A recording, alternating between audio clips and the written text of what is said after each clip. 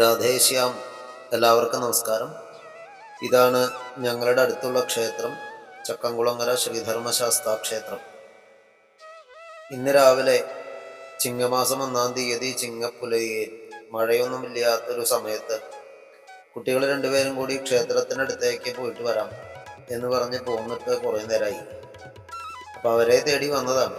അപ്പോൾ അവർ രണ്ടുപേരും ഗോപുരത്തറയിലിരുന്ന് കാര്യമായിട്ട് എന്തോ ഒരു ചർച്ചയിലാണ്.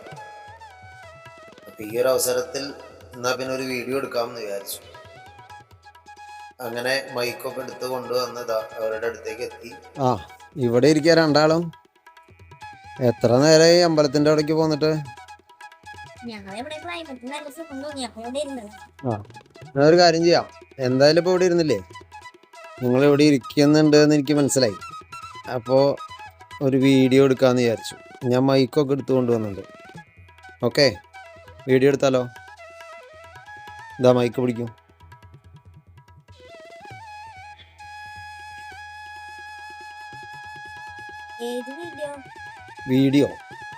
വീഡിയോ ഞാൻ ചോദ്യം ചോദിക്കാം, അതിന് ഉത്തരം പറഞ്ഞാൽ നമുക്കതൊരു വീഡിയോ ആക്കാം.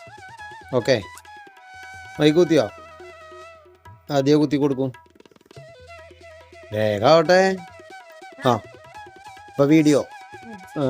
ഇന്നത്തെ പ്രത്യേകത എന്താ? ചിങ്ങമാസം 1-ാം തീയതിക്ക് എന്താ പ്രത്യേകത? പുതിയ മലയാള വർഷം തുടങ്ങുകയാണ്. അപ്പൊ ഇതേതാ വർഷം? കൊല്ലവർഷം 1201.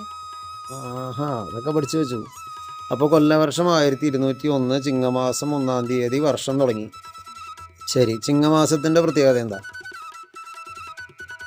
ചിങ്ങമാസത്തിൽ അനവധി പ്രത്യേകതകളുണ്ട്. അതില് സമൃദ്ധിയുടെ മാസമാണ്.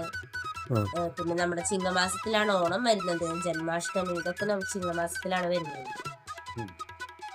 ശരി, എന്നാൽ നമുക്ക് ചിങ്ങമാസത്തിലെ ഓരോന്നിൻ്റെയും പ്രത്യേകത പറഞ്ഞാലോ? ശരി, ചിങ്ങമാസത്തിലെ ഓണത്തിന്റെ പ്രത്യേകത എന്താ പറയുക?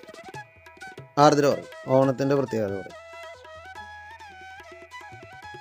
വാമനമൂർത്തി, വാമന ജയന്തിയാണ് നമ്മളെ ചിങ്ങമാസത്തില് തിരുവോണമായിട്ട് ആഘോഷിക്കുന്നത്.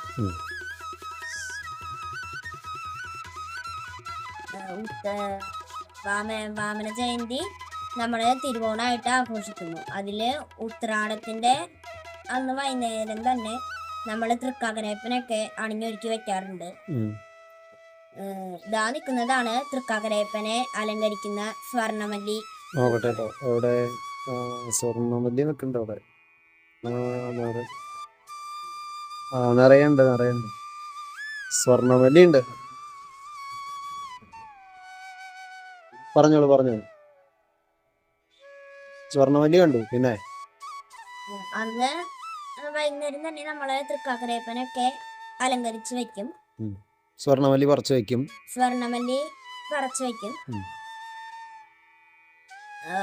ഓണത്തിന്റെ അന്ന് വലിയ പൂക്കളൊക്കെ ഇടും. പിന്നെ അമ്മ ഓണസദ്യ ഒക്കെ ഉണ്ടാക്കും. പിന്നെ ഓണക്കളികള്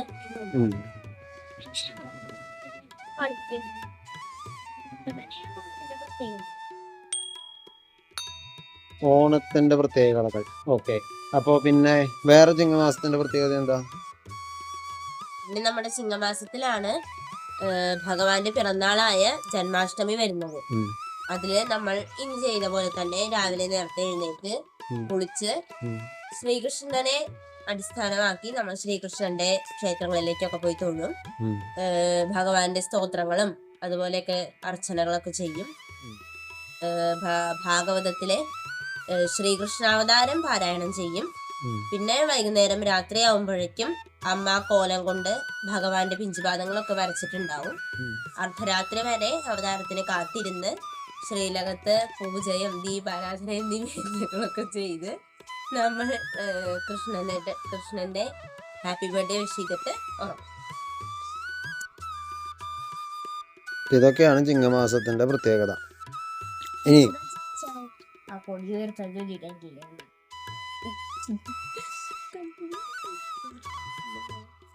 അപ്പോൾ ഇതാണ് അപ്പൊ ചിങ്ങമാസത്തിന്റെ പ്രത്യേകതകളെ ശരി ചുരുക്കി പറഞ്ഞാൽ എന്നൊക്കെ പറയാൻ പറ്റും? ചിങ്ങമാസം ഐശ്വര്യത്തിന്റെയും സമൃദ്ധിയുടെയും ഒക്കെ ഒരു മാസമാണ്. ഉം. ഓണത്തിന്റെ മാസമാണ്. ഉം. പിന്നെ ഭഗവാന്റെ 2 തിരുവവതാരങ്ങൾ, വാമനാവതാരവും ശ്രീകൃഷ്ണാവതാരവും ഒരുമിച്ച് വരുന്ന ഒരു മാസമാണ് ചിങ്ങമാസം. ഭഗവാന്റെ 2 അവതാരങ്ങളുടെയും ജന്മമാസമാണ് ചിങ്ങമാസം. ഇങ്ങനെയൊക്കെയുള്ള പ്രത്യേകതകളാണ് ചിങ്ങമാസത്തിനുള്ളത്. പിന്നെ ഒരു വർഷത്തിന്റെ ആദ്യ മാസമാണ് ചിങ്ങമാസം. പിന്നെ കുട്ടികൾക്ക് വളരെ സന്തോഷമുള്ള ഒരു കാര്യമുണ്ടല്ലോ ചിങ്ങമാസത്തിൽ. ഓണം വെക്കേഷൻ കിട്ടും. അതിന് സന്തോഷമുള്ള ഒരു കാര്യമുണ്ടല്ലോ. ഓണം എക്സാം വരില്ലേ? ഇപ്പോൾ ഓണം എക്സാം കഴിഞ്ഞ് ഓണം വെക്കേഷന് കാത്തിരിക്കുകയാണ്. അതോ ഓണത്തിനാണോ കാത്തിരിക്കണത്? ജന്മാഷ്ടമിക്ക്? ഏതിനാ കാത്തിരിപ്പ്? അഷ്ടമി. ജന്മാഷ്ടമിക്കാണ് കാത്തിരിപ്പ്. ഓണം എല്ലാത്തിനും കാത്തിരിക്കുകയാണ്. ശരി, നോക്കാം നമുക്ക് എങ്ങനെയൊക്കെ ആഘോഷിക്കാൻ പറ്റുമോ അങ്ങനെയൊക്കെ ആഘോഷിക്കാം. ഇന്ന് തൽക്കാലം ഈ വീഡിയോ നിർത്തിയാലോ? ഒരു രാധേശ്യാം പറഞ്ഞോളൂ. രാധേശ്യാം. രാധേശ്യാം.